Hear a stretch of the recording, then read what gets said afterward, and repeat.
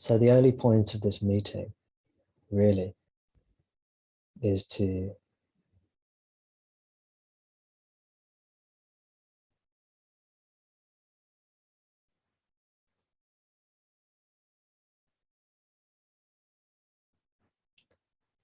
illuminate the reality.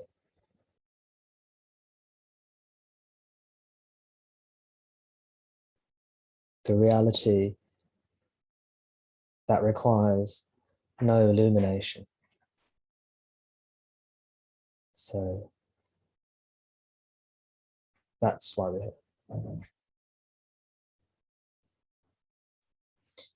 It's to illuminate that which is ever illuminated.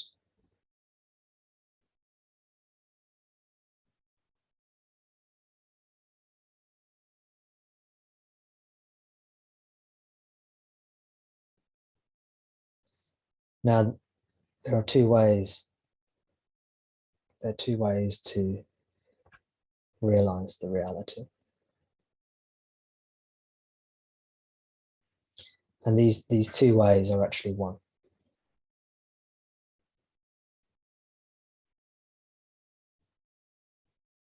You can choose either one of them, either one of the ways. And when I say you can choose, you can't really choose. You will just find that you are drawn more to one than the other. So you can choose one of these two ways, or somehow you can do both.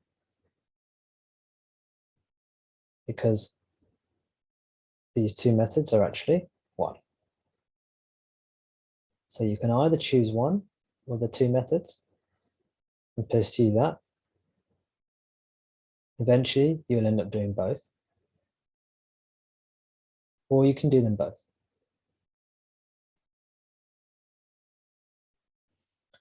Most of you will know what the two ways are. They are self-inquiry. Firstly, self-inquiry. Secondly, self-surrender.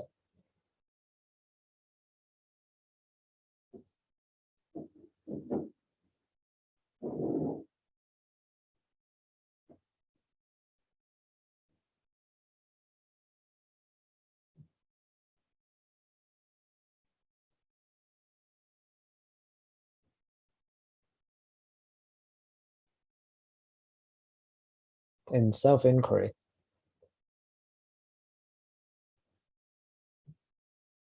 we go towards the I, the subject. An aid to this, a useful, helpful aid to doing this is the question. To whom does such and such occur? To me. Who am I? And again, most of you will be familiar with this. And then that directs your attention to the I.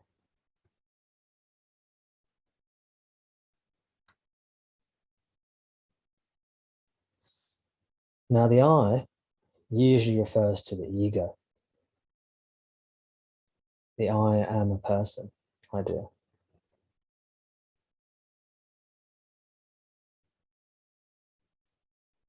I am the body-mind. But this ego is a fiction. So when we start to look at this I, eventually we discover the self, the reality, which is the truth of all of unreality. It's the substratum, you could say, the basis for all illusion is the reality.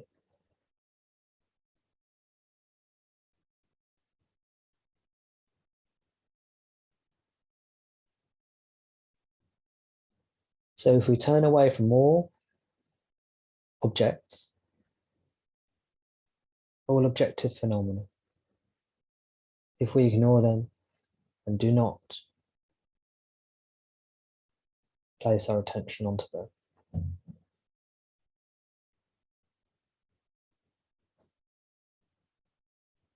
And we attend to the I, we discover the true I, which is the reality. The ever-present, ever-still, non-doing, non-acting reality. This reality is beyond, or is not, the doer or the enjoyer. It's not a doer, doesn't think, doesn't act, it doesn't enjoy things. It doesn't receive happiness or sadness, pleasure, pain. It is beyond or transcendent to these objective arisings and fallings, temporal things.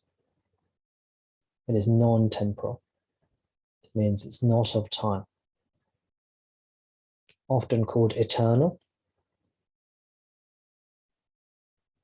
but actually it's beyond any concept of time, which is what is signified by the concept eternal. It means timeless.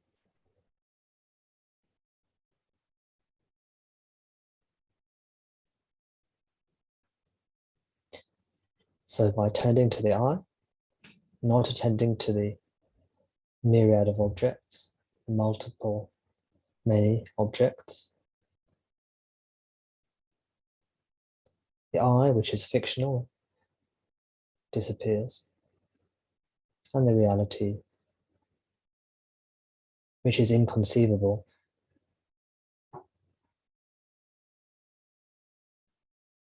the reality is conceived.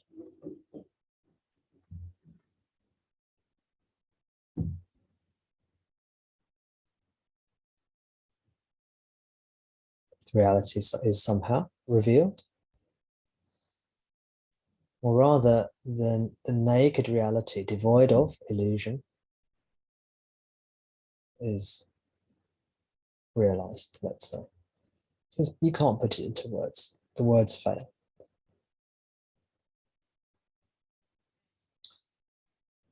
The reality is ever realized, but this is realized. Again, that's not quite right either. This is one way. Most people won't be able to do this way with any great success. But if you are drawn to this way, it is the direct path. Most people are not drawn to this way.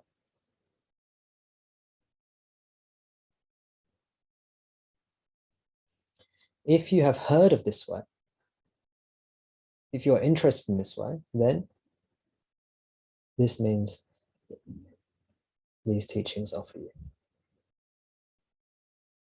And Bhagwan Ramana says this. He says, if you have heard of this path and you have interest in this path, then know that the grace of God is with you on this path. Okay, there I said it now. I said the grace of God.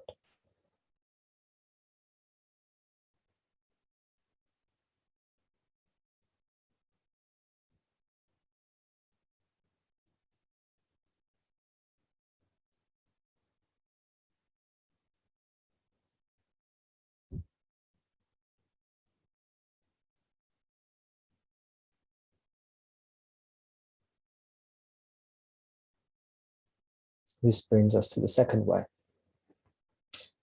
the path of self-surrender.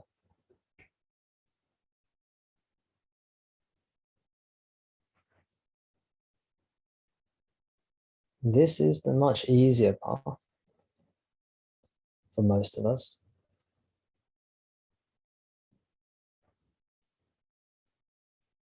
Because for most people, to do the self-inquiry requires a very calm mind,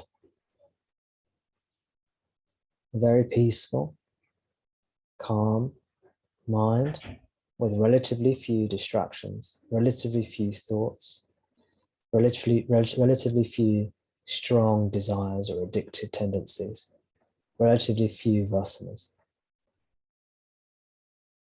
Most. And there may be exceptions. Whereas the path of surrender is wonderful if you have lots and lots of vasanas, lots of desires, lots of addictive tendencies, because this path is good at purifying those thick and elusive, well, thick and strong vasanas, the deep conditioning, deep conditioning, a deep thought processes, desire for sense pleasures, desires for, and fears and anxieties about worldly life, about life as a body-mind. If you are weighed down with anxiety and fear and addiction and desire, confusion, most people in that situation will find self-inquiry difficult, and they probably are not motivated or drawn to it really. Whereas the path of self-surrender, where we surrender to him or to that or to her or to whatever, however you conceive it of the divine as being, surrender to God, the power, the one, the guru. Doesn't matter, as long as your desire and your wish is pure and earnest, this path will take you home. And as the path of self-surrender continues, our mind becomes purified, and we discover the path of self-surrender, also known as the path of bhakti. It becomes the path of self-inquiry. As the vasanas thin down and the mind becomes purer and the addictive tendencies lessen, silence comes in. Transcendental peace and joy comes in. This is only known through direct experience, by the way, through doing the practice. None of Bhagavan's teachings, none of Ramana's teachings really come alive, not really, until we start engaging in one of these two paths.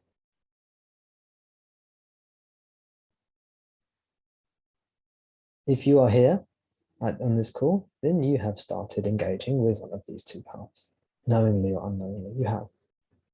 Otherwise, you would not be here. You are here only because of God's grace. Everything that happens is because of God's grace.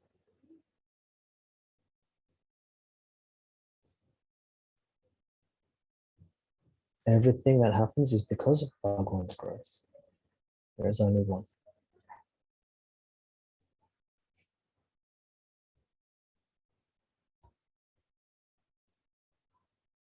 Yeah, I know I sound a bit like the Highlander, don't I? But the Highlander said there can be only one, but I'm not saying that. I'm saying there is only one.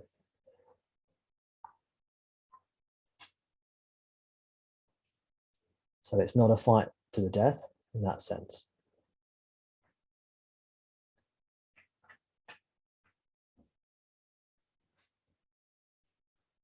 In the Highlander, you'd have to kill everyone else at Satsang, and you'll be the one remaining. You'll be the one true Highlander.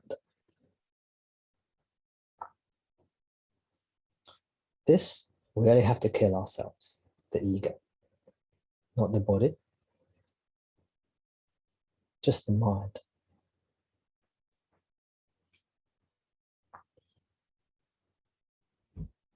Mind here means ego. The notion, or what is the ego? The ego, also known as ignorance or Maya, is the fundamental illusion or delusion I am the body mind. I'm a limited entity. So through the second method of self-surrender, we let go of all of body, all of mind, all of world. We let go of the world. So all we're left with is body, mind. Let go of the world, all we're left with is body, mind. Then let go of body, so all you're left with is mind. Then let go of mind, all you're left with is ananda, happiness, love, God, presence. And you worship and abide. And you will feel God's love working somehow. And you'll feel God's love purifying, cleansing, healing.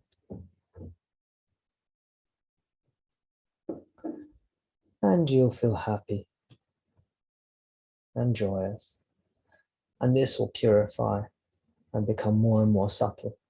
This happiness will purify itself, become more and more subtle. All the tamasic energy, which is a dull, negative, depressive, lethargic energy, will start to be burned away.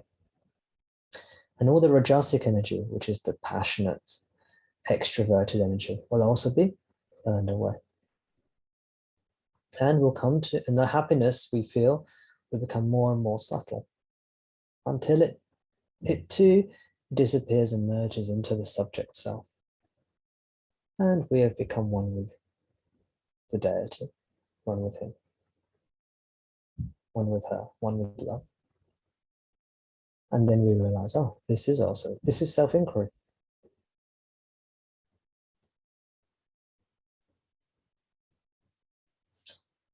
So the purpose of this meeting is only to support that.